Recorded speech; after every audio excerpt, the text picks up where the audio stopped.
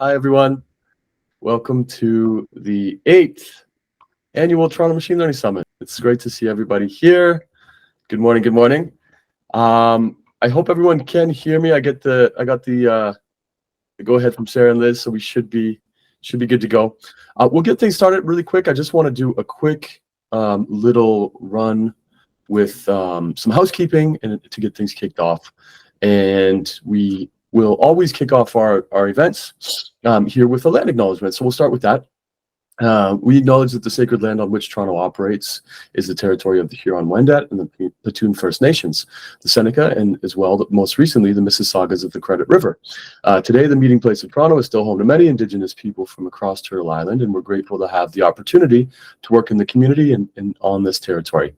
We're also mindful of the broken covenants and the need to strive to make right with all our relations, and as such, some of the proceeds for the event this week will go to the Anishinaabe Health Foundation, which is a not-for-profit that we've been working with for many years now. So if you'd like more information, you can check out the Anishinaabe, support anishinaabe.ca.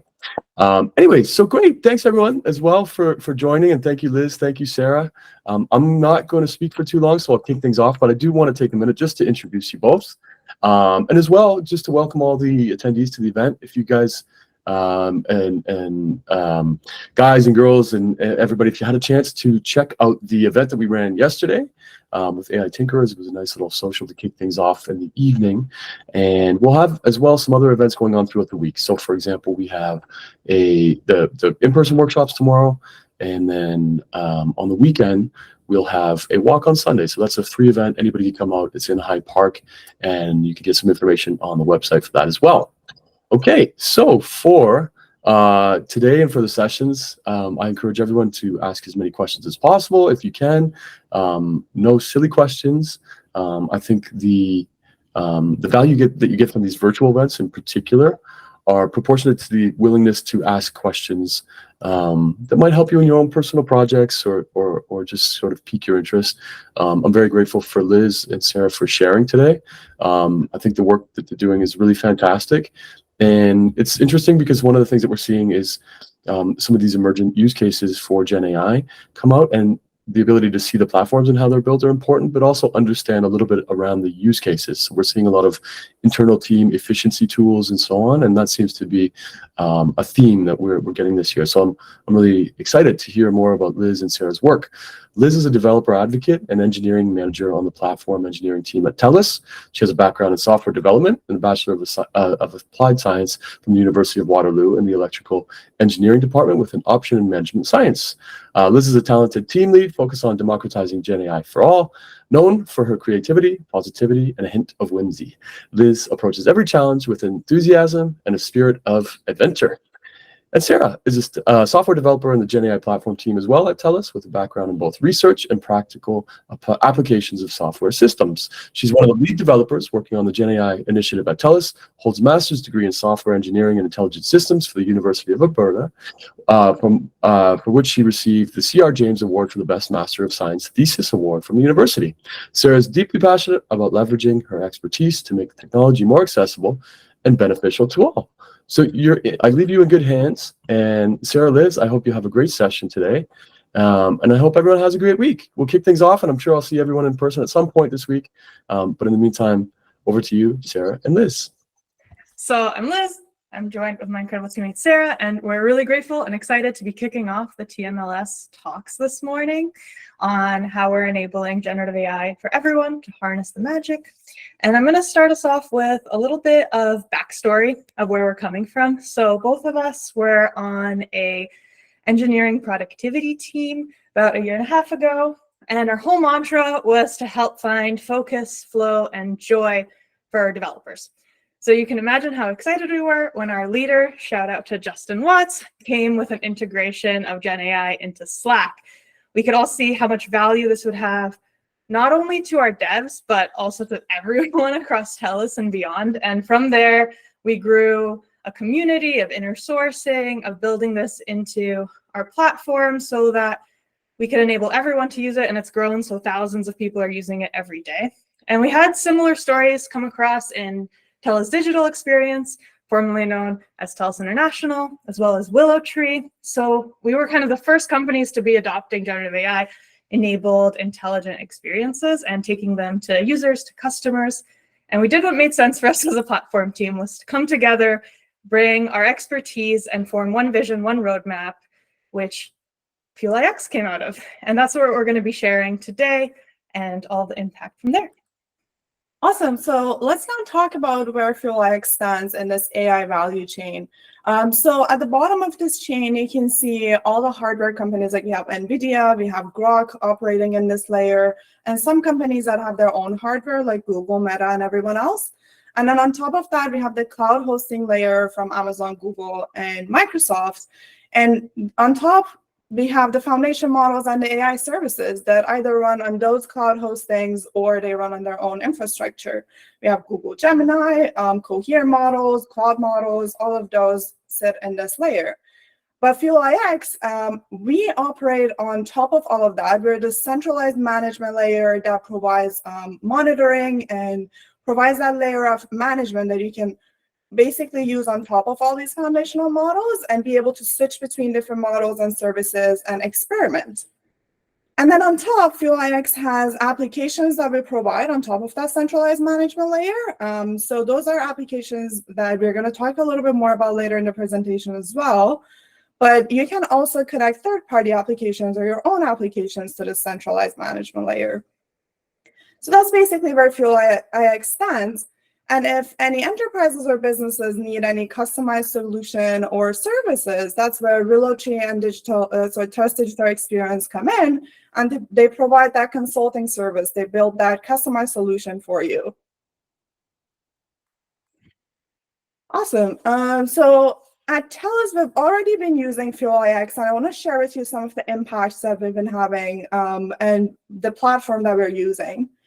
So we have this concept of copilots that we're going to go into more details about in a second. But basically, copilots are these customized bots for certain use cases. And at TELUS, we have a lot of different copilots already built, but I want to highlight some of the ones that we're using internally with our team members. So the first one that I want to highlight is SPOC, or single point of contact. That's basically the copilot or the bot that all of our team members internally use for asking any questions if they have any technical difficulties or they need any help with their devices or anything. That goes through SPOC. So this bot has been in use for a couple of months now, and we've seen over 46% of the interactions with the bot being resolved by the copilot itself, so we don't switch over to agents. And then in June, we saw a 21% decrease in agent interactions month over month, which is a huge saving for TELUS. And then the second, thank you. The second copilot I want to highlight is OneSource, which is basically our customer service agent copilot. That is the copilot that our team members who answer to basically customer calls use to respond to questions more quickly. So if you call TELUS, our team members are able to pull information a lot more quickly through that copilot and basically respond to your question faster. And then we have Milo, which is our copilot for store representatives. So if you visit a TELUS store, that's what copilot the team members use there to answer your question or help your request go through faster. And then finally, we have the TELUS GenAI Copilot. This one is a generic copilot that everyone at TELUS has access to, and it has access to certain tools like internet search or image generation, and it's basically this generic bot that you can use for any day-to-day questions.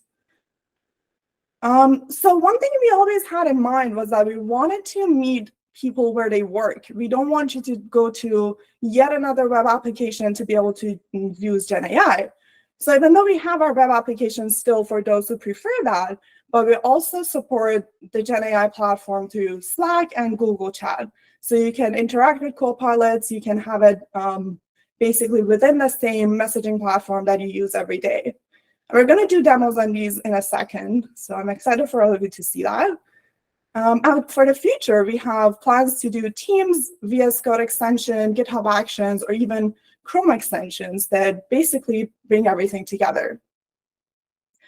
So far, we've had more than 30,000 custom copilots built on the Fuel.ix platform. Those are all the copilots internally at TELUS that we use. And then we have more than 35,000 active users on the platform so far. We use a lot of different use cases that people basically, we see a lot of different use cases that people leverage the Gen AI platform for.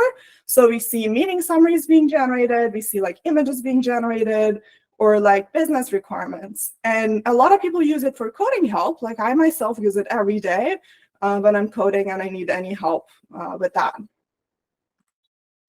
An integral part of why we started building this at TELUS, and it plays into how we're building it, how we're teaching about it, and how we're actually using generative AI, is our commitment to responsible AI and ethics and setting ourselves up as a differentiator for data and trust. We have a dedicated responsible AI squad at TELUS.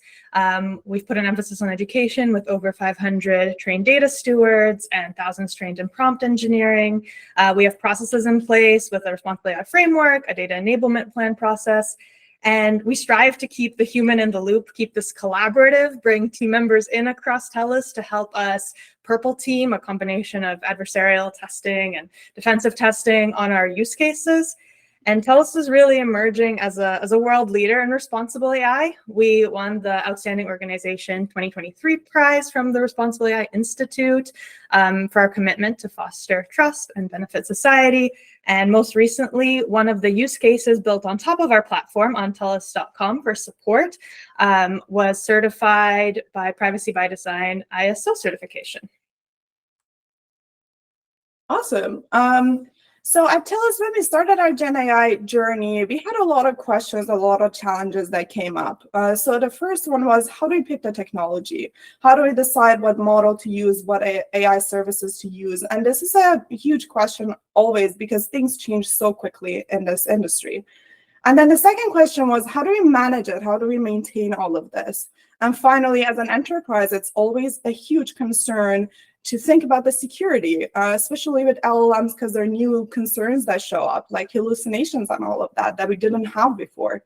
So how do we manage all of this? These challenges are common challenges that any enterprise or businesses are going to come across as soon as they start their Gen AI journey. So with Fuel iX, our hope is to help the businesses basically go through these challenges the same way we did at TELUS. So the first pillar of this is basically flexibility. So with Fuel iX, we allow you to easily switch between AI models and AI services and experiment, because a lot of AI models, you can't use the same models for different use cases because some are better at certain tasks and some are worse in certain tasks. So for example, we all know Claude 3 Opus actually is really good at math, but that's not the case for all the models. And then for the management layer, we provide a lot of controllability. So if you want to administer, monitor, and basically make sure everything is in this central management layer is in place correctly and everyone can use it, because we're a platform team again. So we want to be enabling everyone across the organizations to experiment securely and safely. And then you can link to your existing tools. Like, for example, you can use your own SSO for authentication or connect to your own messaging platforms that you use. And then on the security aspect of things, this was a huge focus for us. So we have this enterprise-grade security that you can leverage as well. And things like guardrails around large language models that you can configure. And you can, if you want to, for certain use cases, add guardrails or allow LLMs to be more creative for certain use cases. That's all configurable through this platform. Okay, now I want to talk a little bit more about the architecture, go into a little bit more detail. So Fuel iX is basically constructed from two main parts. We have the Fuel iX apps and Fuel iX core. So the core component is that centralized management layer that we talked about. All the integrations, all the observation layer, or like orchestration across different models, moderation, validation, all that happens through the core. And then the application layer is anything that the user sees, right? And you can choose to use the Fuel iX applications, or you can use your own applications and connect it to our core through our APIs. In the Fuel iX application layer, we talked about the web application a little bit and the Slack and GChat integration and Teams coming up soon. So those are things you can decide to add to this bundle or not. And then on your side of things, on your company's infrastructure, you can connect your own SSO to the core or to the applications. You can connect your applications and services to all of this as well. And then your data obviously goes into the integration layer with the core. And basically this core layer is a wrapper around all the cloud services and foundational models that we talked about. And also our vector database goes there as well. So one thing I want to highlight here is that at TELUS, we have a Canadian data residency requirement. So as a Canadian telco, all the data for certain use cases have to stay in Canada all the time. If this is a use case for your business as well, this is something that FuelIX can support. Our vector database is TurboPuffer, which is a Canadian company, and it's hosted in Canada as well.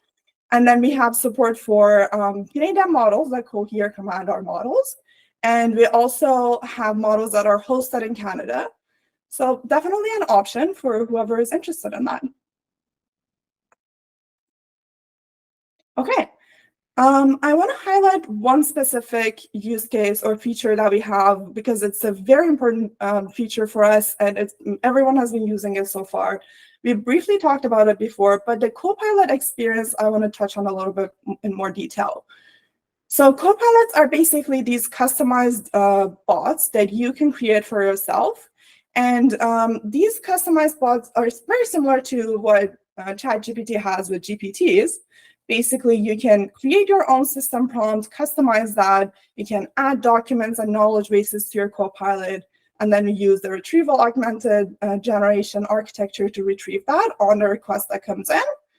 And you can switch between different models, experiment and see which one works for you. You can manage the access of this copilot, change the guardrails and all of that. Basically, like everything is customizable, and you can have your own bot generated for yourself.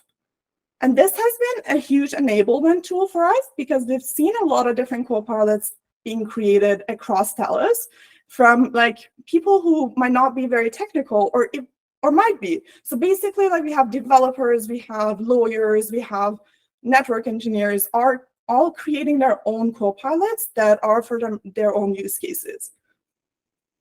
Okay. All right, so now you've heard all about it. I want to show you guys, take it for a spin together. Again, I want to stress this is what people have been using for about the past year within our companies. So let's take a look. We're going to start with copilots on the web. And for our demo, we've created a generic copilot, calling it Unicorn AI. And we'll start with showing a couple of features where we have file upload and document intelligence. So you'll see I have a little whiteboard behind me where I wrote in my messy handwriting, and we're going to take a quick picture of it. And I'll upload that to our Unicorn AI Copilot chat. And right now it's processing this doc. It's running it through OCR and putting it into our vector database so that I can ask questions. So, what are Liz and Sara excited about today? Let's take a look.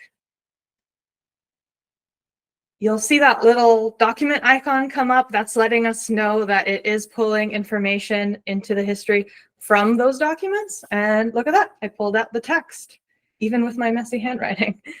Now, this is on a chat basis, but what was really valuable was allowing to have this at a copilot level, to associate knowledge bases to copilots, and then being able to have those shared between your individuals, within teams, with the organization as a whole. So we've created one here for fun. It's called TMLS Cheerleader Copilot, and we're going to take a look into it. So anyone can create these. This one was made by Sara. It knows everything about TMLS 2024. So let's take a look at what builds it up. You got a name, you got a description, and really the meat of it is in the system prompt that says you answer questions about the speakers in an enthusiastic tone, respond with emojis, and respond based on a file that you have access to. So if we open up our advanced settings, you'll see that we've uploaded a PDF that this Copilot has access to that has all the information of the speakers and the talks that are running today. And in the side, you'll see that that was shared with me. So that's why I have access to this Copilot that Sara created. Let's see it running. We're going to ask it what it does. And based on a system prompt, we're getting a response that it's talking about the speakers, answers questions. That's awesome. let's ask who's presenting from TELUS.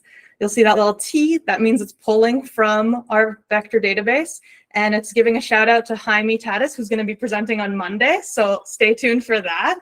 And I asked if anyone else is presenting, and it found us. So let's ask a little follow-up of what time are we presenting at? Let's see if it gets this right.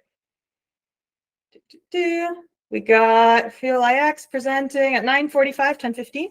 Looks right. So this has been super valuable for allowing other people to share, create copilots on their specific problems across the org.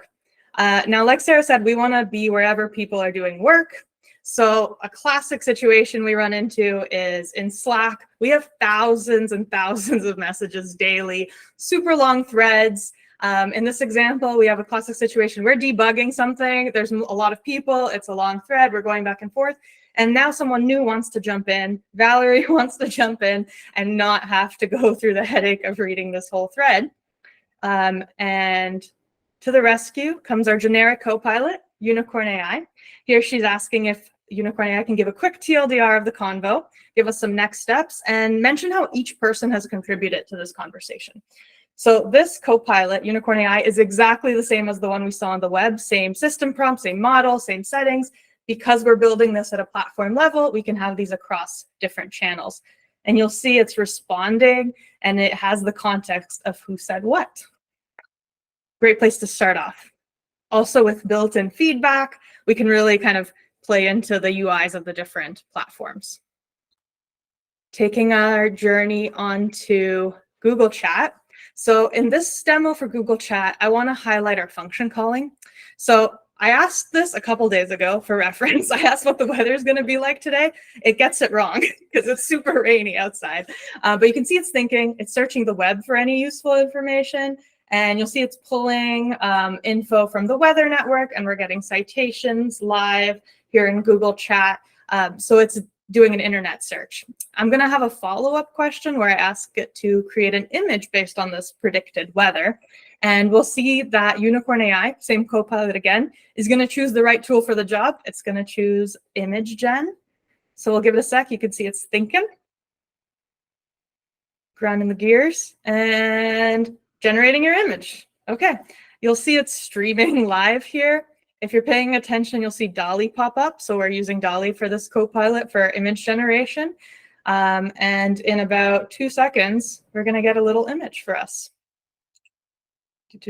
So Sarah, do you want to tell us how it picks which tool for the job? Yeah, for sure. So we're using a planner executor architecture here. The way it works is that in the planner step, we basically send all the available tools to the LLM along with the original question that the user asked. And we basically ask the LLM, come up with a plan based on the tools you have access to and let us know how to answer the question. And then afterwards, we run and execute all those tools that the LLM tells us. For example, in the second question, the image generation. And then in the execution step, we send the response from all of the tool calls along with the original question back to the LLM. And we ask it to summarize everything and basically give us the final response that we see here. Thank you. Okay, now this is really awesome to enable everyone, no matter what your expertise is with Gen AI, to use it. But we also have capabilities to take the training wheels off to really play with this for our developers, for our builders, to incorporate generative AI into whatever applications they have as an API. And to play with this, we have a lab that lets you experiment with basically everything. So we can try between multiple different models so that you're not locked into one or the other. So you'll see here, I think I'm picking GPT-4o for this little demo. We can play with the system prompt, setting it up for how we want the model to respond. We can change our settings. We can look at the cost and how long our experiment took place. And we can actually build out experiments in our lab. So here I can talk as an assistant or a user. I can edit this conversation. I can export it as code. There's a lot of features. In this one, I'm just asking it to write a little haiku about TMLS. So we got tech minds converge here, innovation, bright spark flares, TMLS ignites. But the real value from the lab comes from the ability to be able to compare between LLMs.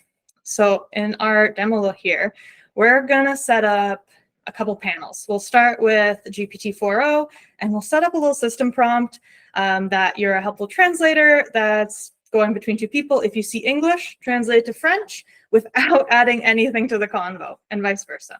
So we're going to copy the system prompt and add 2 panels in. We'll put in Claude Sonnet, and we'll put in Gemini 1.5 Flash for this panel, and quickly paste in that same system prompt. And let's try it out. Let's say, hello there.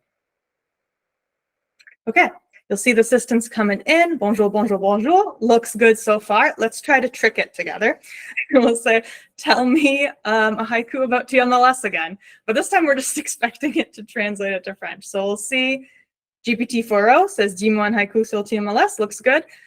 Claude Sonnet did translate to French, but also did actually give me the haiku. And in this situation, Gemini 1.5 Flash gave me a haiku in English. So you can see how the same system prompt might not act the same across models, how you might use one instead of the other, and play around with it.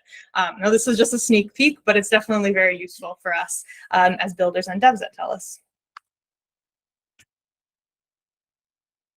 Awesome. Well, thanks everyone for listening. If you want to learn more about Fuel iX, check out our website. We also have a forum on the website if you want to engage the team. With that, any questions? I see a few in the chat. So yeah, well, we'll start off with some in the chat. So the first one, can you please walk us through how to create a new copilot? Do you have a chat format, or does the user have to prompt from scratch? So right now, we do have a form that they fill out. The only mandatory things was what you saw in our demo, where you need like a name, description, and the system prompt.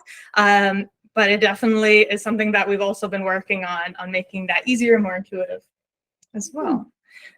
Want to do the next one? okay. For knowledge retrieval, does the tool only support vector database, or can it do knowledge graphs as well for knowledge retrieval? So we currently only support vector databases, but that's actually something that we have on our radar to integrate with in the future. So coming up soon. Yeah. And the next question was, did the retrieval for TMLS data scrape the site? In this situation, we did specifically show getting a PDF and going through our vector DB as well for that.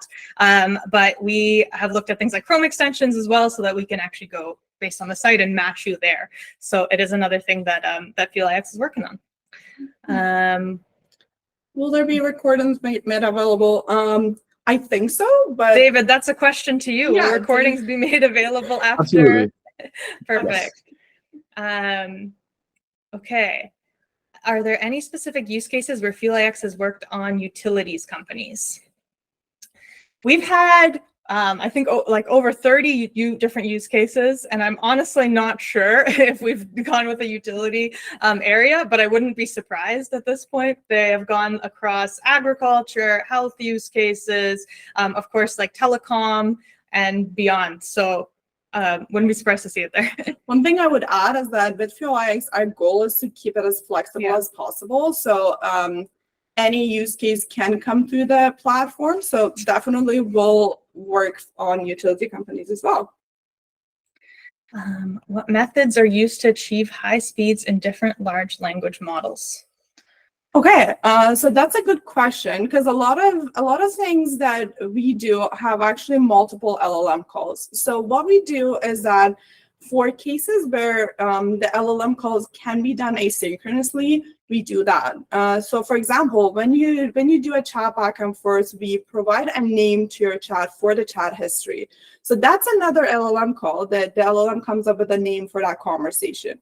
But that step we don't do synchronously. We actually have an asynchronous call and then update the name afterwards. So we try to optimize that way. But there's not a lot that you can do on the actual LLM call. If it's a slow LLM, there's not a lot that you can do.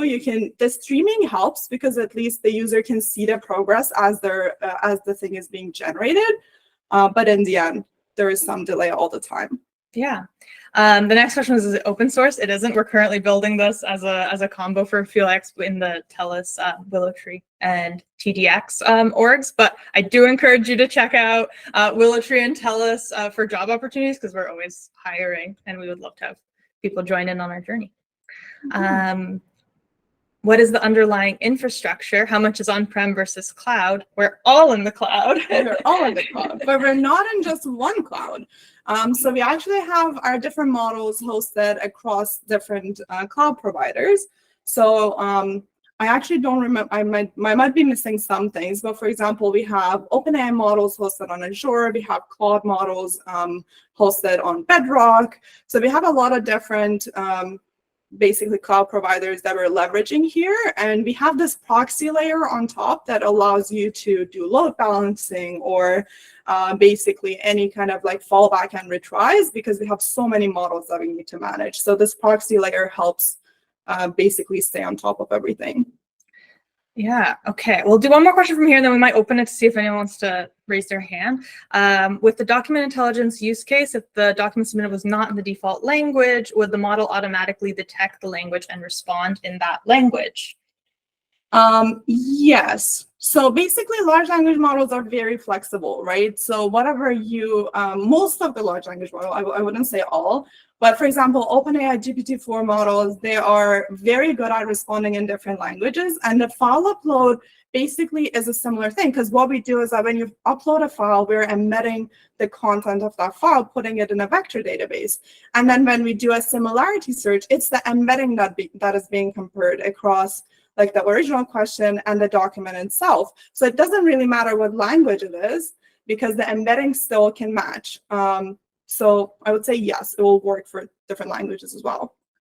Does anyone want to raise their hand and ask a question? I'll answer the next one, but feel free at this point.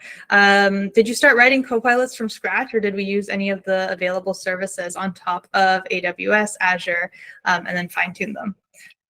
So we actually write our copilots from scratch. So we have a copilot endpoint that is similar to Assistants with OpenAI, but it's fully our solution. It's not on top of any of those services.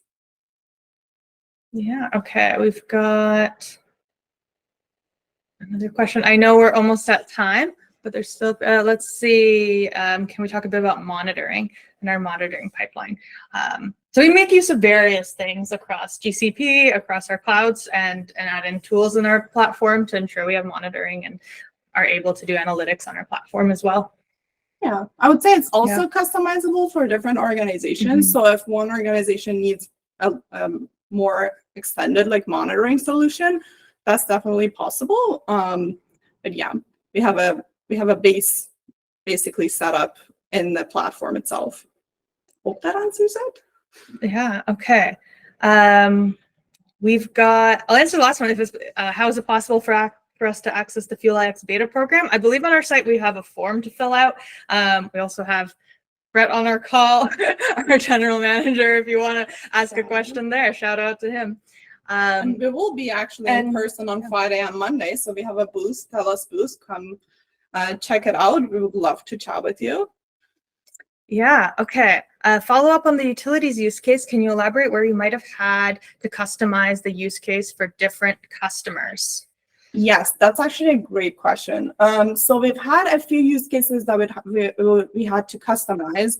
And those use cases, some of them were because the data source that they had was something that was a very like unique solution. Like it was a specific database, or it was a specific platform that they used for their documentation.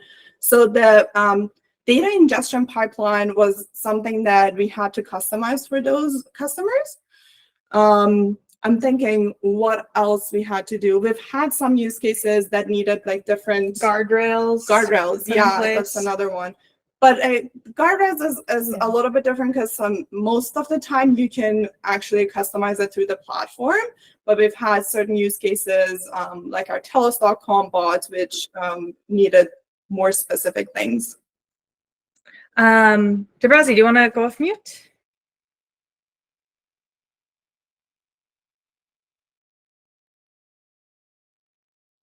We can't hear you now, but we can come back. I know we're at time, so thank you everyone that watched. We're gonna finish answering all the questions, so keep on going. We'll be here.